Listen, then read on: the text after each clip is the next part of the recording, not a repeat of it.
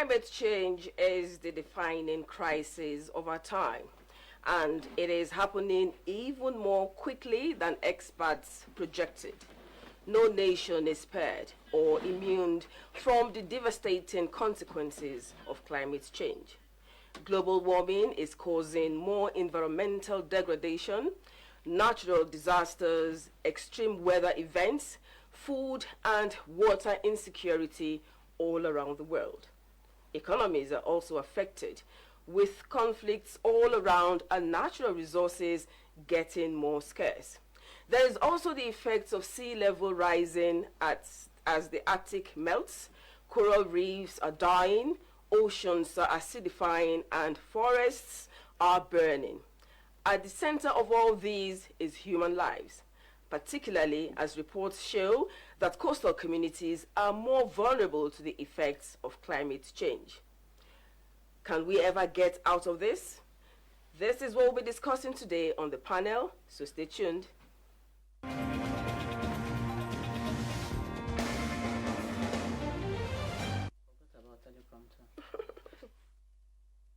Okay, to discuss the topic, climate crisis, is it a challenge we can ever overcome?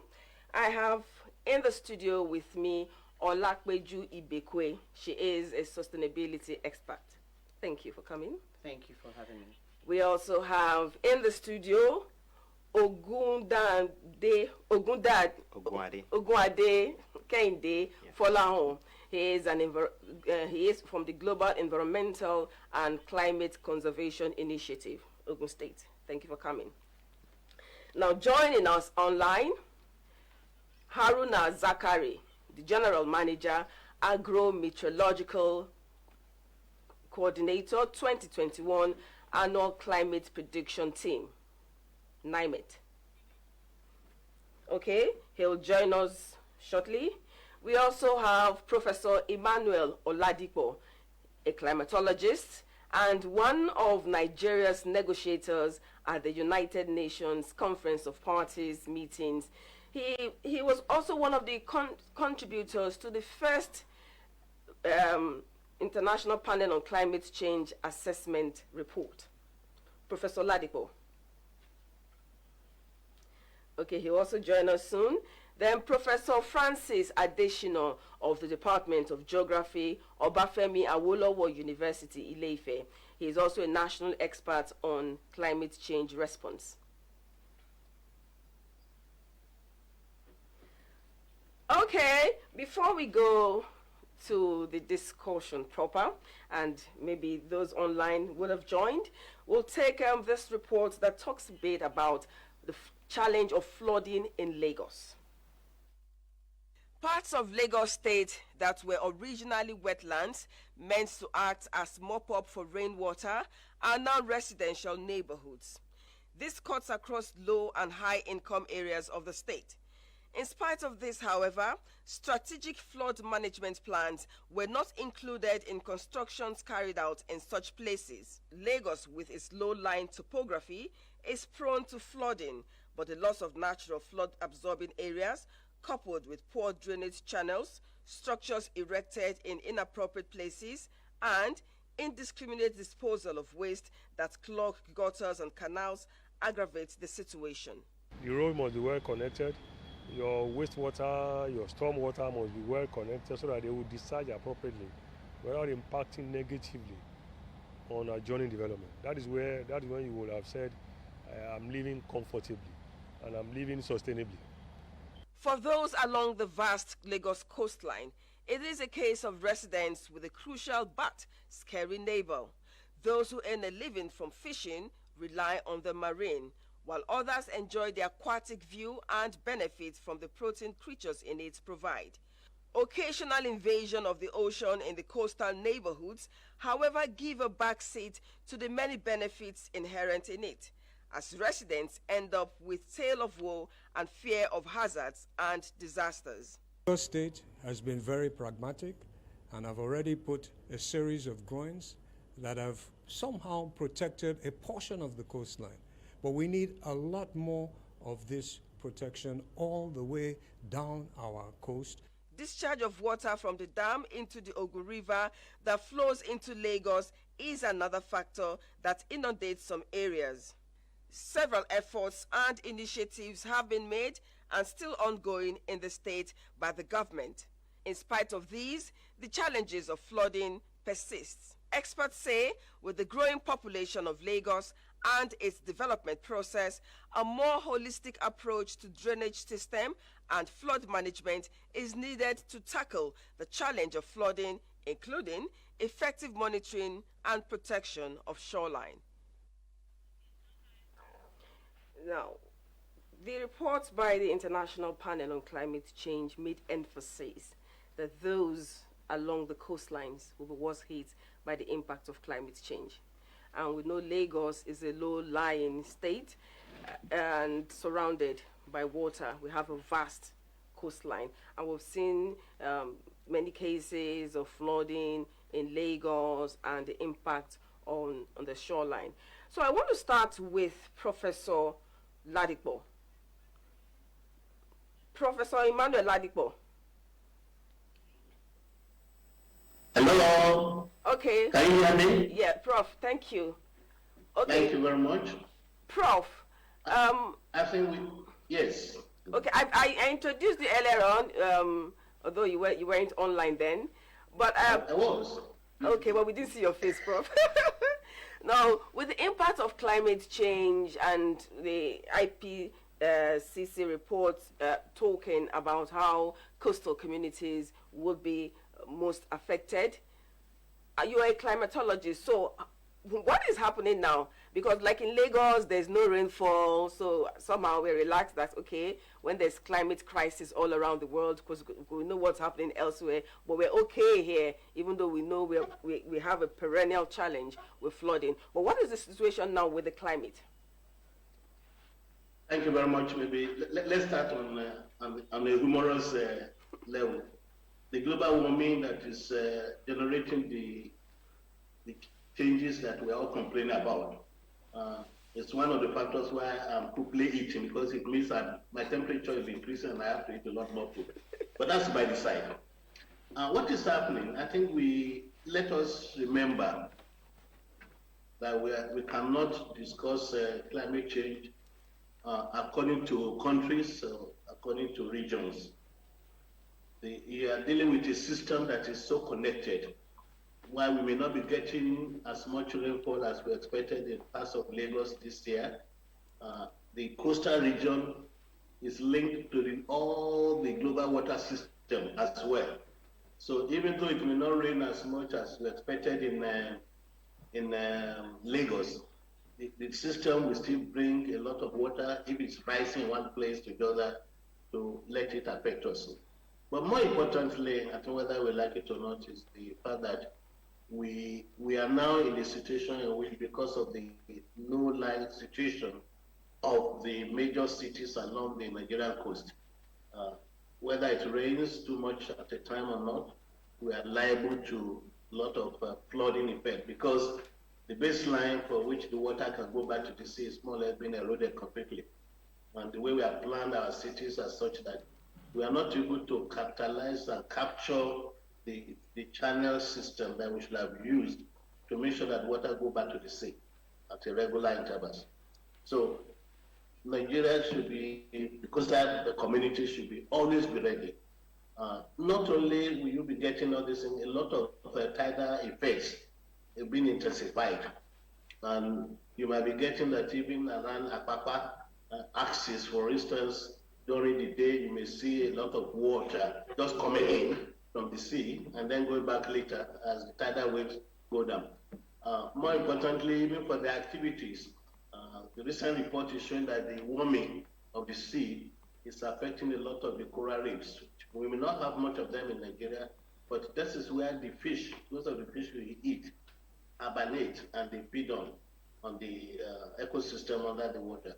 So the water temperature will be affecting the availability of these fish in many areas. It's not only the pollution that we say is responsible for not catching enough, but even the high temperature that is affecting the water system may be reducing the availability of fish, not only in terms of species, but also in terms of amount. So the best is to agree.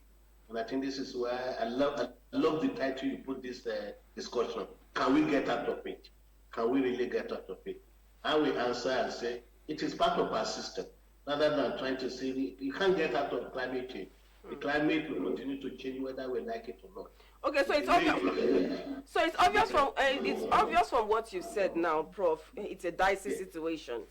So could you let's come to you. You know, like I said, in the center of all this, we're talking about human lives. We're talking about means of livelihood. We're talking about poor fishermen. We're talking about poor local people who earn a living from coastlines that are being eroded. In Lagos, for instance, there's massive erosion along the shoreline, especially the beach areas. How do you think for those who are along the coastal communities, adaptation can be key for them? Just to lend credence to what you just said, my team and I were at Lafiaji Beach, September 25, and it was seriously eroded. The sea had gotten so close to land that we now had to tell the participants, it was supposed to be a beach adoption project. We had to tell the participants to be careful, not to go too close, because it seemed like it was already joining with the shops of the communities. It is a critical situation. And the people on the coastlines really have no choice. It's not like they have a choice. They don't have homes anywhere else, which is where everybody now has to take responsibility for these things. You may not go to the beach so often, but you go there. Imagine in Nigeria without beach. Right, it is excellent for leisure. It's even a tourist attraction. It's excellent for income generation for the government, right? Apart from the people within those coastlines, we now have to put strategies, mitigation strategies in place. And like Mr. Desmond had mentioned, the government has actually put some strategies in place, those big boulders. But we noticed that they've not gotten up to Lafiaji. We saw them at Alpha Beach when we adopted Alpha Beach at the Sterling One Foundation. And but we noticed it's not gotten to Lafiaji. So there's still more to be done. Yes, it is cost intensive, but maybe we cannot just leave this to government alone. Maybe it's high time other people, corporate Nigeria, international organizations, which I know they are doing. I know there are funds available in the international space to mitigate against the negative effects of this climate crisis, be put in place and ensure that those things are put in place. Because if those people are displaced, where are they going to go to? We're going to be creating more miscreants in society. So somehow we're going to be creating more homeless. Now that's where you find displaced people within Lagos, and these people are going to come back to those of us. No, World Ocean Day, I was at the beach with one of the experts from the Nigerian Institute of Oceanography and Marine Research. And one thing we observed, we went to Okuafa, not Alpha Beach, Okay. Okuafa. Okay. Went to Okuafa Beach, and many of the young people we spoke to there talked about the fact that money from selling coconut trees were used to pay their school fees when they were much younger. And when that place was a major tourism spot, they were making money from selling coconuts. So we're talking about livelihoods. And so with the shoreline massively eroded, most of the coconut trees gone, major means of livelihoods gone. So we saw a lot of the young people in that community roaming about. And just like what you just said, situations like this can increase crime. You are a young person, and we've seen that many young activists all around the world are lending their voice and holding generations before us and even this generation accountable and responsible for what has happened and what could happen tomorrow. So I want to know, in Nigeria, because I know the young people in Nigeria too are talking, but I don't know if, are you also connecting with those abroad? Do you think your livelihoods for future, because for now it's already threatened, is threatened? Okay. From my point of view, I believe to mitigate the climate crisis, I believe it can be eradicated. It can't stop. It can only be curbed for a while. and during the period it's being curbed, we have to go along with the challenges it brings. But one of the factors we tend to look away from is there are some things that needs to be done, which my organization and some other NGOs out there are doing.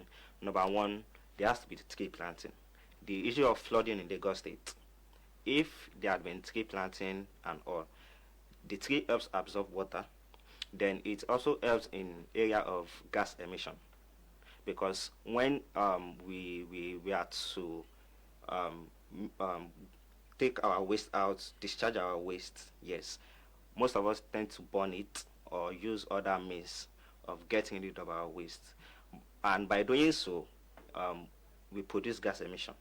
So when tree is being planted, this tree absorbs the carbon dioxide being produced by our means of so trees serve as like a carbon sink. Yes, and also recycling.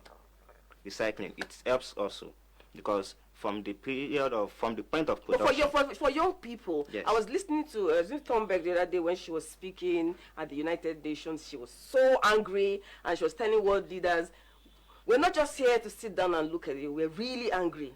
You gather here every time and you talk, and nothing happened.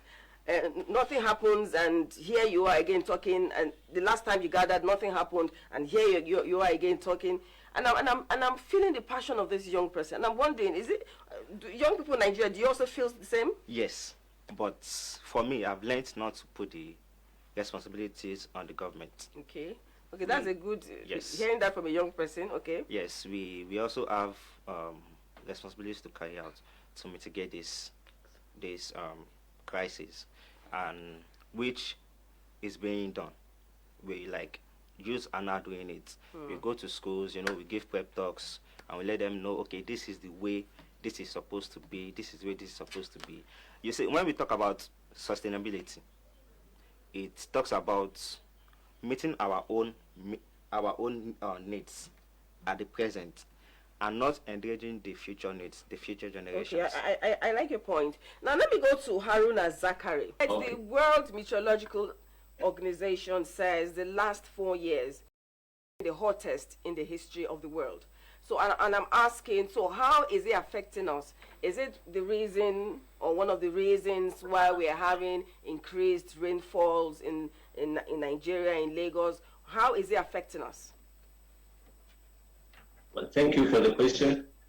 Yes, Nigerian Meteorological Agency, as one of the partners with the World Meteorological Agency, World Meteorological Organization, has been in forefront in Nigeria, looking at weather parameters, especially looking at the temperature, which is one of the critical issues in terms of the initiators of climate change. For the past 10 years, Nigerian Meteorological Agency has critically looked at the variability in terms of temperature variation.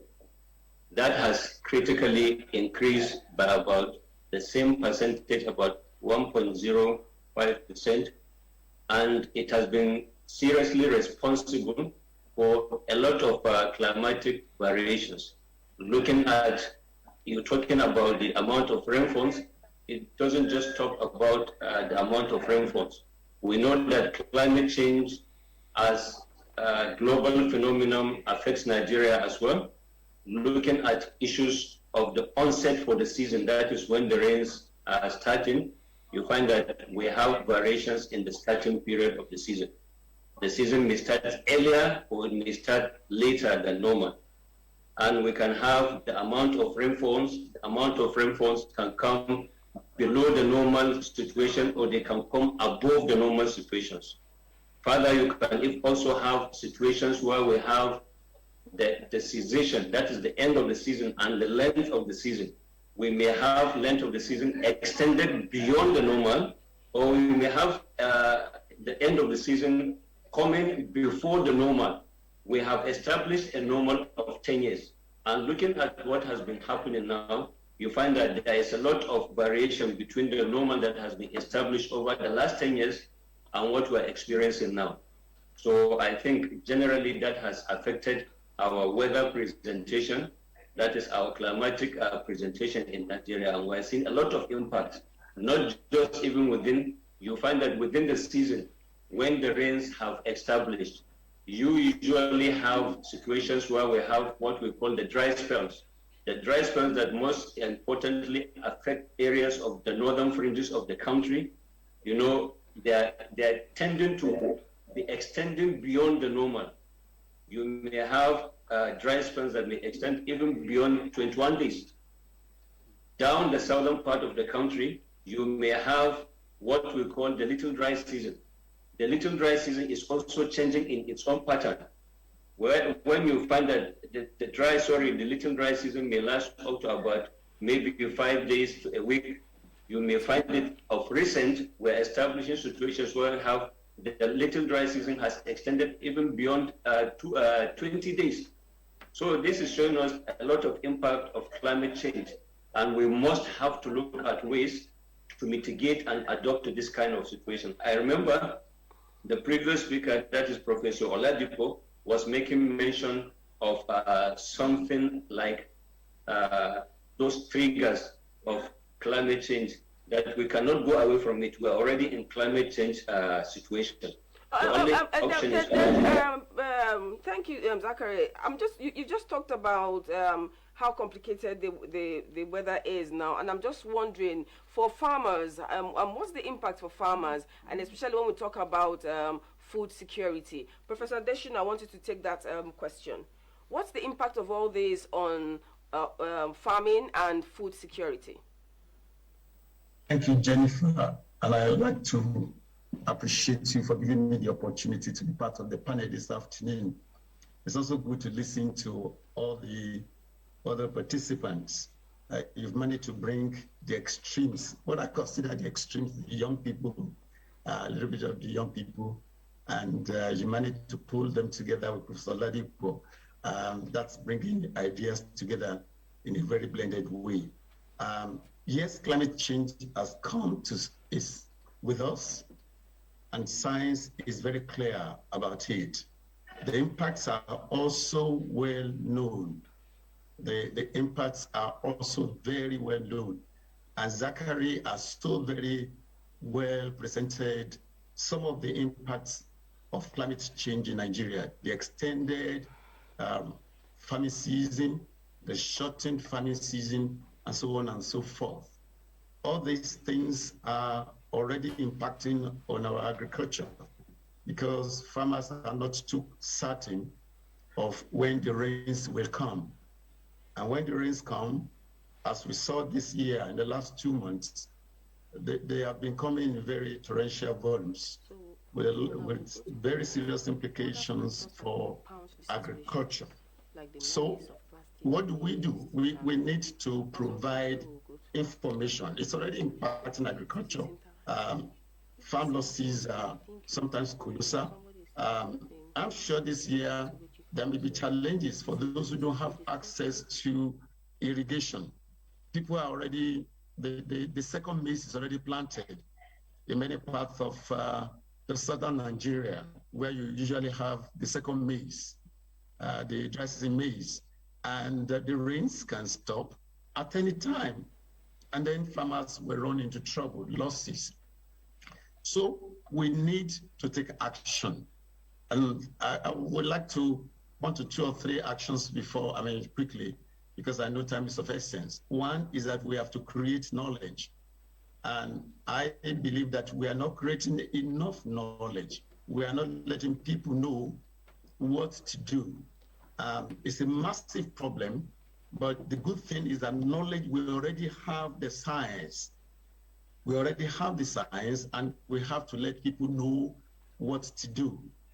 The second point I would like to make with respect to the impacts and action is that the federal government of Nigeria, in its NDC, is very clear that it understands what the problems are. There's no doubt at all, if we look at the nationally determined contribution, the revised version, there's no doubt at all that we know the problems. What we need to do is to begin to put into action those things that we know would help our farmers. For example, we need to enhance the capacity of our farmers to deal with the problems. We need to strengthen them, provide subsidy to the farmers so that they can cope with the stress of climate change. And of course, we have other things that will help the farmers, the infrastructure to the farms. And if you look at many of our roads, I was on the road the last 2-3 days and many different parts of our country. And you see that many roads are broken down. Trailers carrying tomatoes, onions, and other food products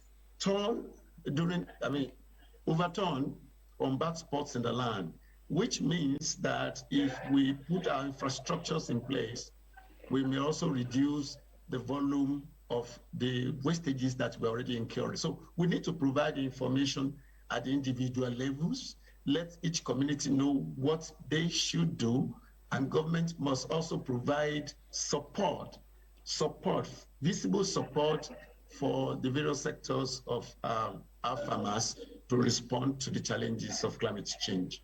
Jennifer, if I would, thank you so much, Prof. If I would add a bit to what Prof.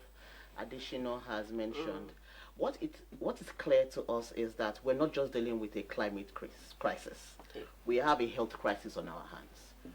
We have an environmental crisis on our hands, definitely. We have an economic crisis on our hands, right? And then the food security crisis also on our hands. So when we use the word climate, for some people also, he mentioned something that was about knowledge. When you were asking him the question about youth agitation, it's I doubt the percentage of Nigerian youths that even understand what climate crisis means. So for me to be agitated about a subject, I need to understand how it concerns me, how it impacts me, what are the implications for me. That is when I can be emotionally committed to it. There is serious ignorance on what this climate crisis means and what each individual needs to do or not to do to ensure that they play their part to ensure that this crisis does not continue. You understand what I'm saying? But I want to make an interesting point. I want to say that years ago when we did a Vox Pop on climate change, many people didn't even know what we were talking about. But in recent times, they have an idea, but may not understand exactly how they are affected. They know there's climate change. They are feeling, they're experiencing it already. They feel the heat. They understand why there's flooding. But beyond the flooding, in fact, some of them just think, okay, yes, it's just flooding, it happens, then it goes away. But they don't know that it has strings of complications and other devastating effects that still comes back to hit them beyond the flooding they see, which is where I agree with Prof. when he was talking about knowledge. Most of them don't understand. They don't understand why they are losing their means of livelihood, because even when we visit some of the coastal communities, they tell you that climate change is the reason why we are having the ocean. Then you're not okay, but do you know what climate change is? They say that's what they're saying on the TV, now there is climate change. So they know, they are aware, but maybe they don't understand most of the science and the technicalities and how it affects them. But I want to also add that beyond the effects of global warming and climate change are some like social issues and actions, by the way, that aggravates the impact of climate change. Let me give an example of the menace of plastic waste. In Lagos, for instance, with the increased rains that we're having, we have issues with our drainage channels being overwhelmed, particularly because of blockage by plastic waste. And we know it's a menace, not just in Nigeria, all around the world. Can I come in one? Yes. Okay. Due to the plastic waste, I believe it starts from home. It starts from our household. Like I was fortunate to apply for a program, and my final project was based on waste management. So I created a structured questionnaire on waste management where I imputed some questions Like, okay, in every household, do you I would like Separate to your separate waste your from waste. source, Yes. Like, do you separate the plastic waste from the kitchen waste, then the paper waste and all? Like now, I believe, apart from we are talking about sustainability, climate crisis, and everything, I believe even this plastic waste is another profession on its own. Some youths are out there complaining, no job, no this, no this, but they are money from what's it called? This Recycling. majorly on plastic, because there are carriers, service, those people that do come to carry your plastic. PSP Yes, operators and all that. they will tell you the weight by kg. Then whichever the kg, then that is what they used to pay you. We have that in Lagos State, and I've not come across it in Ogun State, but we have it in Lagos State. Now, I believe it's also a means of employment. So essentially, we've not harnessed potentials in waste, because I remember the former GM of Last Mile. He has a slogan. He says all the time that waste is not waste until it is wasted. You know, okay, because there's a lot of resource and a lot that we can do. And I know some time ago in Lagos State, they were trying to use methane from the Olusosu dump site to power Waste to wealth, waste to power. No, yeah, waste to power. They were trying to use methane from Olusosu to power that whole neighborhood, and started a pilot project where they were using fruit waste to power a section of the K2 market. Not that they told me I went there, I covered it, yes. But after a while, everything just died and everything just disappeared. So that's why I'm going to the next side of governance. Why is governance crucial? I think governance is crucial because it's the government that puts up the policies, they put up the regulations, they help to monitor, implement, and enforce regulations. It's one thing for me to have policies and laws in place. Enforcement is a completely different ballgame. If the laws are there, that's the first step. In some situations, there are no laws, and where there is no law, there is no sin. So you have basically a hopeless situation. But where there are laws, there's a first step, and I believe the Lagos State government has done that already. Now, with reference to enforcement, there's progress there, but more can be done. And beyond governance, I also think that it is not just something you can leave to the government. We are the ones at home. We're the ones on the streets. We're the ones that spend 2 hours in traffic. We're the ones whose cars get spoiled in the flood. We buy things on the road. Yes, so we are the one who throws exactly out of the window. So it is a situation where every one of us must take responsibility. We cannot just sit down and expect government does everything they have to do. There's a place of personal responsibility, which was what he mentioned, sorting the waste from source. And beyond sorting the waste from source, sorting the waste from source is going to be very, it's going to be really, so a target. It's a good target to achieve, but I'm just saying in many homes in Nigeria, the campaign has been on, and people hardly... You know, I believe if there's awareness, if there's proper awareness that, okay, for every home, if you can produce a plastic waste, maybe at the end of the week or so, there are some service providers that come around and will collect it, then you collect your money. They do. Do you know that there are many initiatives like that? The awareness is not much. I agree with him that there's so much more that can be done with awareness, and which was what Prof. Additional mentioned, knowledge. And if you are aware that this thing is a health crisis, you are actually brewing another COVID-19 pandemic. If you're going to look at it from that perspective. No, climate change is already a pandemic. You understand what I'm saying? People will if I know that this is a matter of life and death, it doesn't matter how bitter that pill is, I will take it. Because I know all of us have visited one hospital or the other, or taken one injection or the other that we would rather not take. Except when we understand that if you do not take this, this would happen. So that it has to be presented in that way. And then there's the portion of making it, even turning the problem into an opportunity, which is also, I know I mentioned earlier that we are adopting beaches. What we're actually doing is we're training the community members, the youth and the women in the communities on how to recycle waste. We're ensuring that they do not allow the plastic on their shores to get into the oceans. So what that does also is it brings back, it creates another economy. It's a green economy, it creates jobs. another job for the youth and women in those communities. It's putting food on their table. In some cases, you're even using those plastic to pay for their education. And that is being done by my organization, I know of I know of the organization. It's bottle for pad. Yeah. Yes. The amount of plastic they're able to collect, generate, then after the recycling and everything, the money they used to sponsor children's education. And those are good initiatives. I want to bring Professor Ladipo. Prof, you're someone, you've been to the international climate change negotiations, and I know I've covered several of those negotiations, and I know we from the developing world, we've been talking about climate justice and waiting for developed nations who actually are major polluters, and the reason why we are having the level of warming in the world today. We are waiting for them to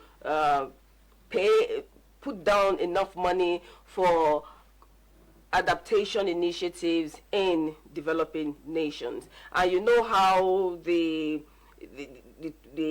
negotiations go, the to and fro, that sometimes it goes into the night with developing nations not agreeing, America and China at each other's neck.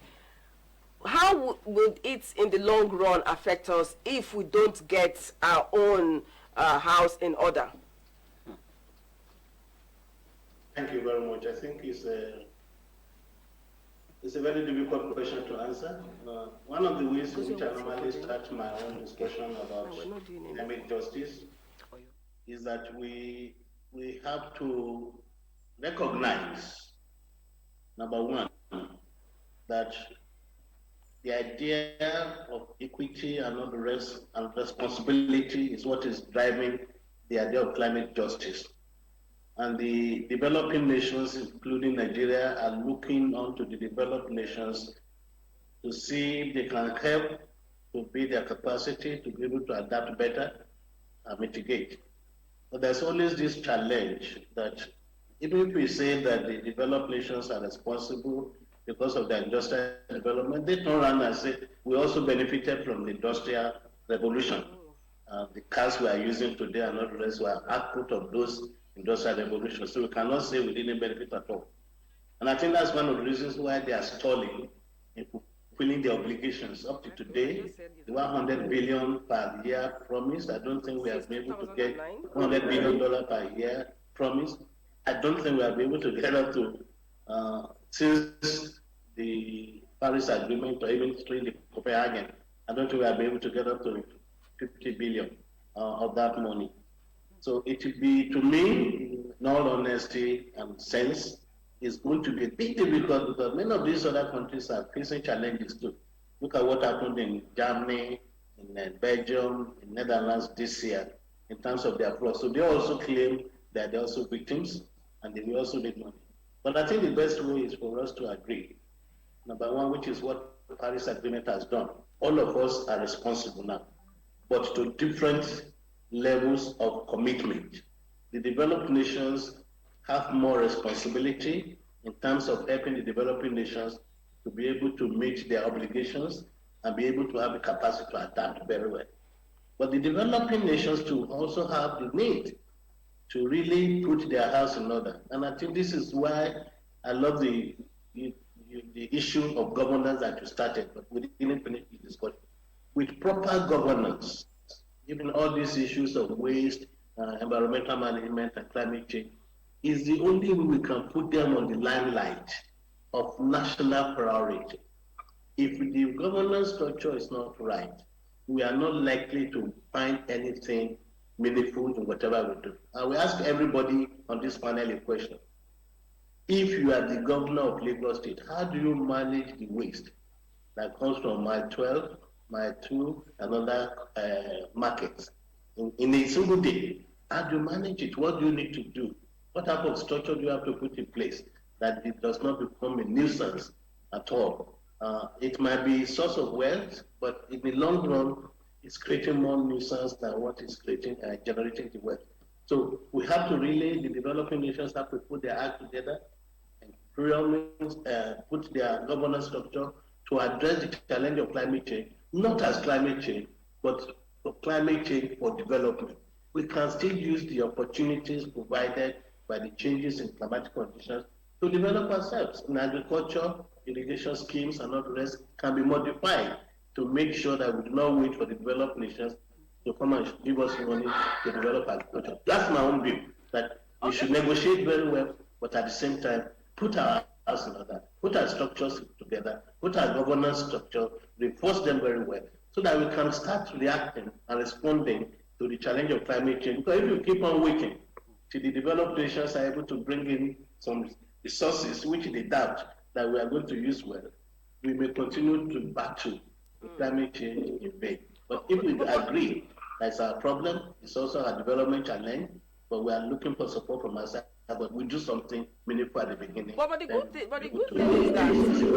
is that we have a president who is interested in climate change. From the first day he came into office, I mean, when he gave his speech, when he talked about climate change during that speech, I knew he would put his weight behind whatever we're doing on climate change, which is why Nigeria, we've even shown our support to ensure that we work in line with the Paris Agreement. But I want to ask Mr. Zachary, that with this warming weather and the impact of climate change hitting nations around the world, and also we're experiencing it in Nigeria, what should we do in terms of adaptation?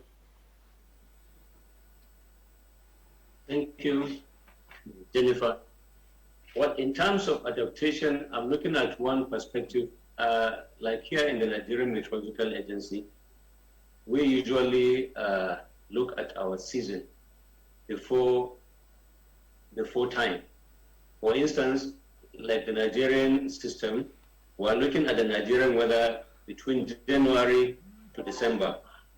So we issue what we call the seasonal climate prediction, which is a documentation from past records, a scientific way of predicting what our season will look like. Looking at maybe when the rains are setting out, it cut across all the economic sectors of the nation. That is all weather sensitive sectors. Call it agriculture, call it road construction, call it water resources, and whatever. This seasonal climate prediction is like an early warning, giving you an information of how your season will look like across all states of the Federation. The need for us to think more of adaptation. So what do you suggest should be the way forward? We have to transition to a circular economy. By circular, I mean it's not just about take, make, waste.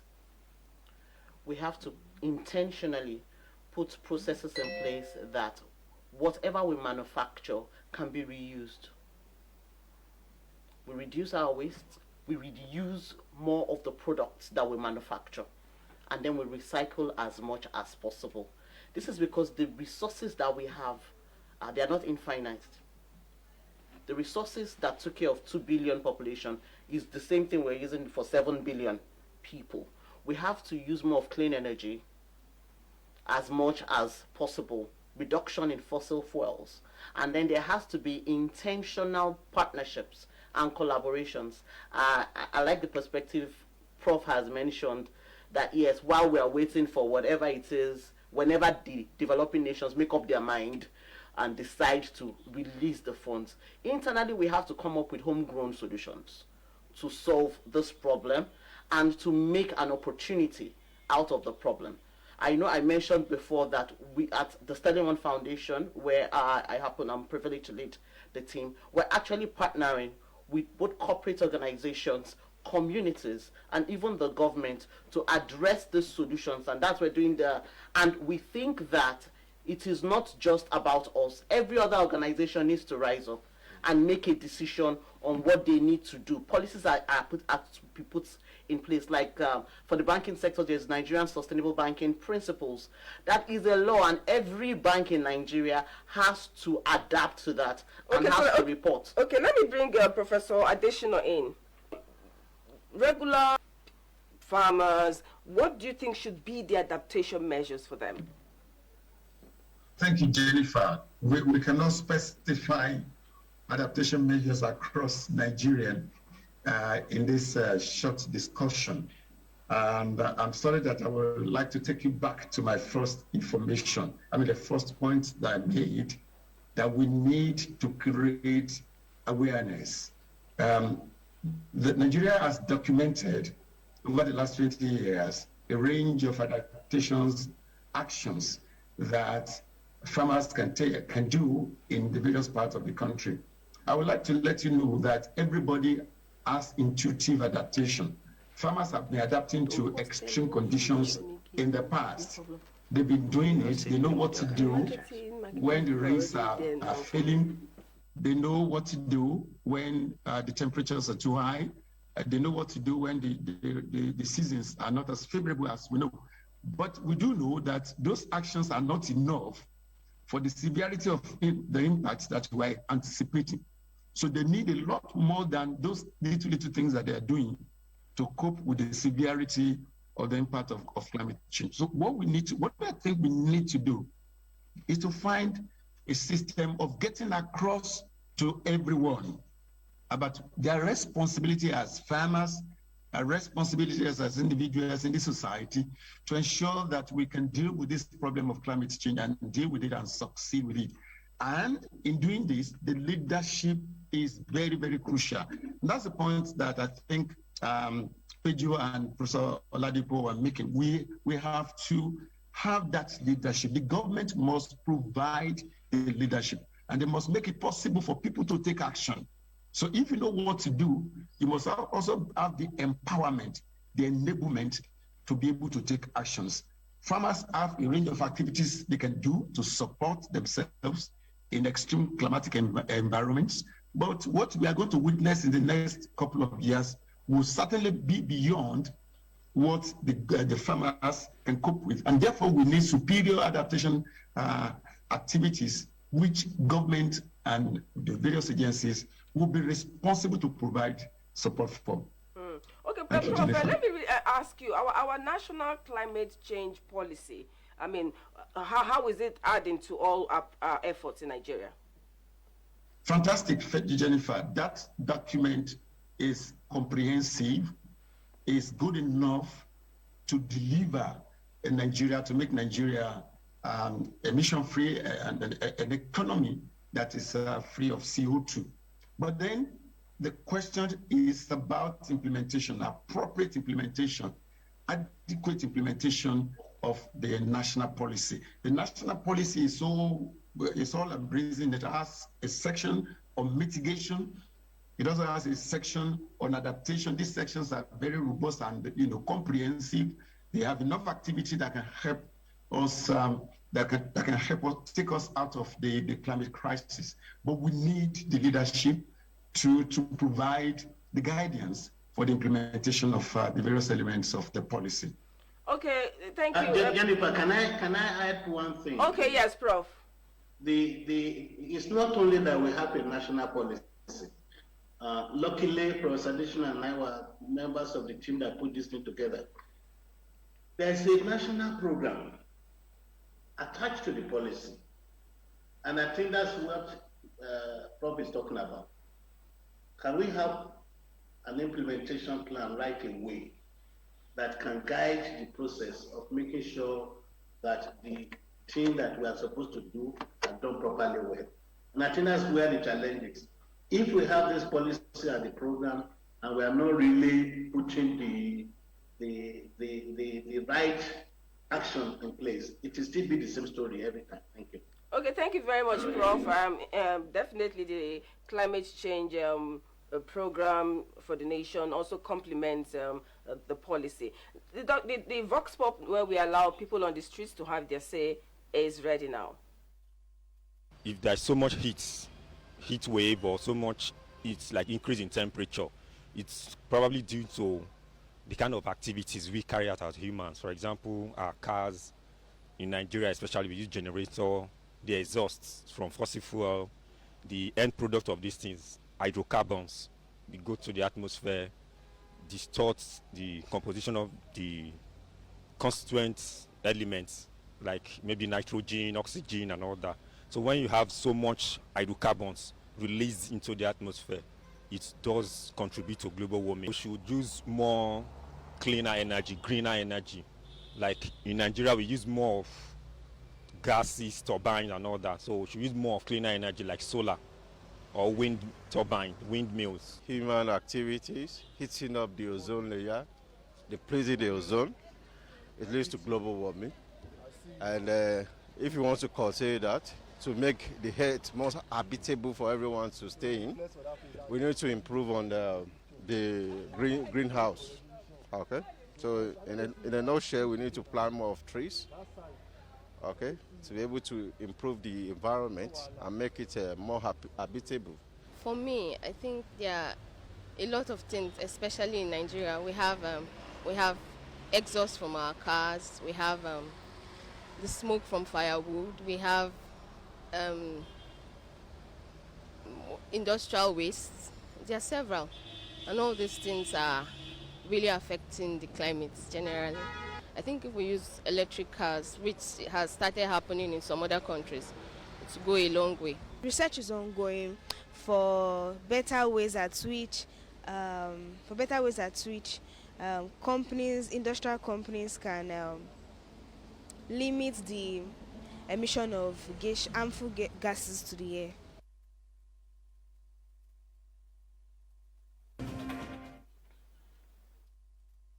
Okay, you see what I said earlier on, people are aware what climate change is about, but maybe they don't know the science and some of the technicalities. Okay, so I'm going to take the last words each from the panelists. So I'll start with you, a young panelist. Okay. Yeah, I have a message to the youth. You're looking at youth there, yeah, I have a message to the youth out there. I think we should not relent on the government. We should not wait for the government to do everything for us. We should start taking responsibilities ourselves. Join organizations that are into climate, create awareness, go to schools. I believe schools is the best way to pass this information. And if possible, if should I say climate change or the climate science can be introduced, maybe just for a short period of 30 minutes to 1 hour to schools, secondary schools. I believe from there they will know, like they themselves start taking action, like, okay, mom, let's start separating our waste. Like they will start passing the information because they're already learning about the climate change. Thank you very much. Okay, quickly, briefly, your last word. I would completely agree with my panelist here. Let's include this education in our school curriculum. Let it not just be 30 minutes thing. Let it be part of the school curriculum so everyone is aware and the children are aware from that age. One, and then two, I'm very interested in that program and the execution plan. If that would solve our problem, let's just execute. So let's just come together, public, private sector, the third sector, come together and execute that. I think that's a solution, current solution to our problem. So that's what I would say. But for us at home, in your homes, sort your waste from source. Don't throw the plastic outside the car. Those things will go back into the oceans, pollute the oceans, and come back to us. Okay, Mr. Zachary, briefly, last word from you, briefly. I would look at uptake of climate and weather information as a cause of sensitization across the nation, that is across all the public in the nation. Let us give information more about what are the critical climate and weather information the public needs to know that can impact on their livelihood, so that we can begin to take action. This should be a continuous and regular update. But I want to know your predictions. Your predictions, do you also do them in local language, in indigenous languages? We do in Hausa, Yoruba, and Igbo. we do that every year. We do translate the English version into those languages. And we do also the downscaling down to the states where we are needed. Okay, thank you very much. Professor Adesina, your last word? Thank you, Jennifer. Briefly, sir. Yes, so much actions, little actions that farmers can take if they are provided with appropriate information. Thank you. Okay, Professor Ladipo, your last word. Finally, the climate change is part of us. It has been changing. It changed in the past. It's changing now. It continues to change. The best approach is to regard it as part of our development effort and work together as government, private sector, individuals, and other stakeholders, all stakeholders, that we are all stakeholders, and we must all work together to try to mitigate and reduce its impact on our economy and our life. Thank you very much. Thank you very much, Prof. Okay, you've heard from the panelists today. Now, don't think the impact of climate change is something you see on the television happening to one faraway nation. It's also affecting you in Nigeria, in Lagos State, where you are. So whatever action you can take to reduce emission and help people around you adapt to the impact of climate change will go a long way. So until next week, when another episode of the panel comes your way, thank you all the panelists for coming. Thank you for coming. Thank you those online, Professor Adesina, Professor Ladipo, and Zachary from NIMET. Thank you so much for joining us on the program today. Until next week, when another episode of the panel comes your way, I am Jennifer Igwe. Thank you for watching.